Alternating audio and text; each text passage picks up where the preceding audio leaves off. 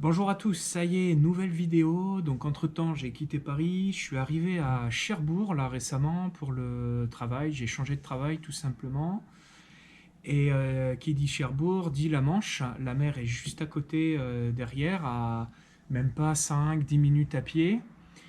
Et j'ai trouvé quelqu'un qui va m'emmener pêcher tout à l'heure en bateau. Il a un semi-rigide, donc je me suis dit, bah, c'est l'occasion de faire une vidéo, donc on va y aller. On va aller pêcher sur épave, le colin. Donc j'ai jamais pêché ça, on va voir ce que ça donne. Et j'ai trouvé cette personne dans le groupe Facebook, le pêcheur cherbourgeois. Je vais vous le mettre en haut, ça devrait apparaître. Et du coup, il a mis une annonce et puis je me suis dit, bah tiens, ça m'intéresse, pourquoi pas y aller? Et puis c'est parti. Il va me prendre que 15 euros pour l'essence, donc c'est vraiment pas cher. Donc voilà, j'ai foncé. Donc je suis allé au magasin de pêche et je vais vous montrer ce que j'ai acheté. Donc nous y sommes. J'ai acheté des têtes plombées, 90 et 115 grammes. Il m'a dit que pour aller sur épave, il y a quand même pas mal de fond et il faut entre 80 et 140 grammes. Après, le vendeur m'a dit que 140 grammes c'était un peu beaucoup et que ça en 115 grammes c'était bon, ça descendait très vite. Donc j'ai pris ça, j'espère ne pas les perdre parce que j'en ai pas d'autres. Et après, bah, je ne pourrai plus pêcher. Mais au prix que ça coûte, voilà, j'ai pas pu en prendre beaucoup. C'est pas donné. Il m'a conseillé aussi de prendre des leurres assez longs comme ceux-là et que ça marchait bien sur le colin, sur épave. Donc voilà, j'ai pris ça, des fluos et des plus naturels ici. Donc on verra bien ce que ça donne. Et puis apparemment on peut pêcher le bar aussi, il y a des bons coefficients de marée, donc il faut utiliser ces petites choses-là. Là il paraît que ça marche bien sur le bar. Donc on va voir ce qu'on fait, voilà, en fonction. Donc là je vais pas tarder, il m'a dit qu'il avait 15 minutes de retard, ce qui me laisse le temps de faire cette vidéo. Mais là on va y aller, on va le rejoindre. Et en plus c'est juste à côté d'où je travaille. Il y a un petit port avec une cale de mise à l'eau, donc on va aller là-bas. Voilà, je vous dis à tout de suite, et puis on va voir tout de suite les images, et j'espère vraiment qu'on va faire du poisson. À tout de suite. Allez, on y va.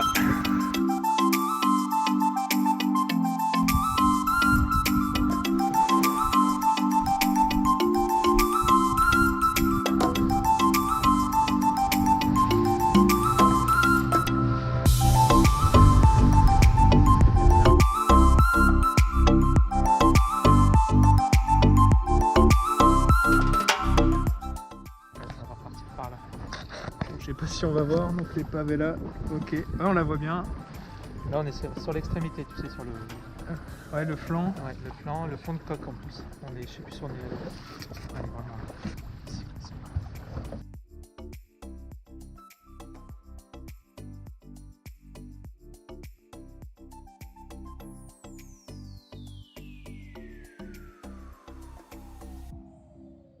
Alors la pêche sur épave se pratique en bateau pour atteindre les épaves qui sont le plus souvent au large. On va pas y aller à la nage, c'est logique. Je vous recommande un bateau de 5 mètres de longueur pour la sécurité, surtout en mer, et avoir un minimum de place à bord. Donc on se met à l'aplomb de l'épave et on laisse son leurre descendre. Cela prend du temps, surtout que les épaves peuvent se trouver à une cinquantaine de mètres de profondeur. Ensuite, on peut avoir une attaque d'un lieu jaune ou autrement dit un colin, suivant l'appellation qu'on utilise. Ça va dépendre de la région d'où on est en France. Un peu comme avec le loup et le bar pour le même poisson, suivant si on se trouve dans le sud ou dans le nord de la France par exemple. Je vous recommande aussi d'utiliser des tresses de faible diamètre, et justement d'éviter les tresses de trop gros diamètre, puisque la pression de l'eau va s'exercer dessus et ça va vite se faire ressentir et fatiguer le poignet. Je rappelle que tous les 10 mètres, on gagne 1 bar de pression, ce qui est énorme. Si on cassait, par exemple en accrochant le fond, on sentirait comme un lest sur la ligne alors qu'on n'a plus rien, et en fait il s'agirait tout simplement de la pression de l'eau.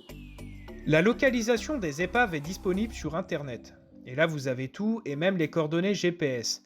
Et comme Cherbourg a connu la Deuxième Guerre mondiale, on a plein d'épaves, puisque plein de bateaux ont été coulés durant cette dernière guerre. En fait, l'épave va constituer un habitat et un abri contre le courant, et c'est pourquoi les poissons vont se regrouper tout autour comme on voit sur cette image au sondeur. Cette image vient du site internet pêche.com dont je vous mettrai le lien de la page en description et je vous recommande de la lire puisqu'elle traite de cette pêche sur Cherbourg justement.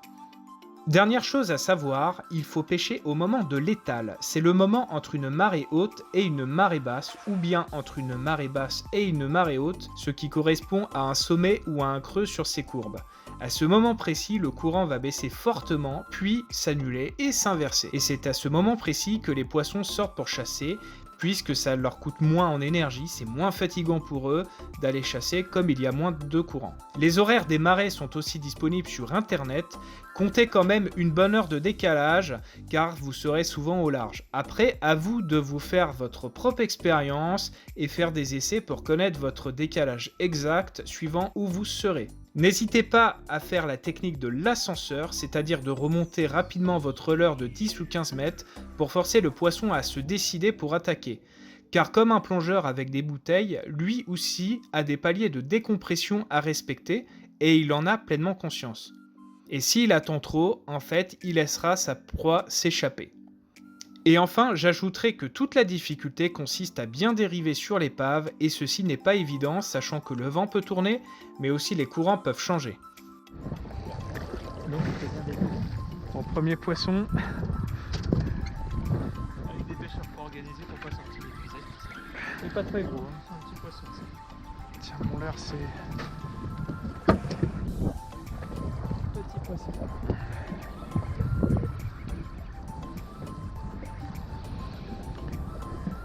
Oh, j'ai failli tomber, ça agite. Hein.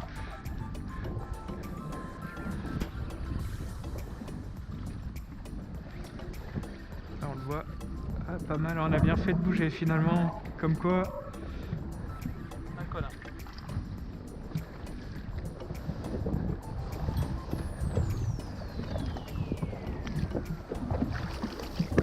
Un connard, un peu gourmand. Et voilà, pas mal hein.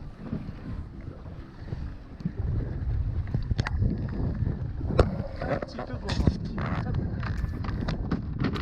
Ça c'est un petit, vraiment un peu. Enfin.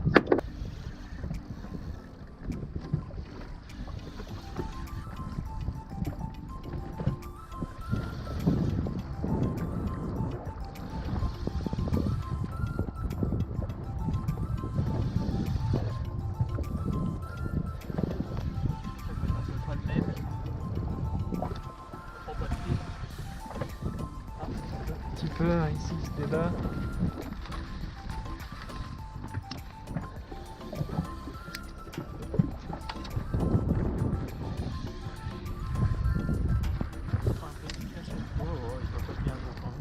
On le voit, il est là. Un peu plus gros.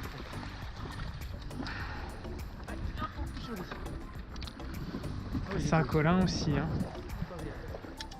Bon, bah, il commence à y avoir quelques poissons d'actifs. Hein. Regarde. Il est balèze. Hein.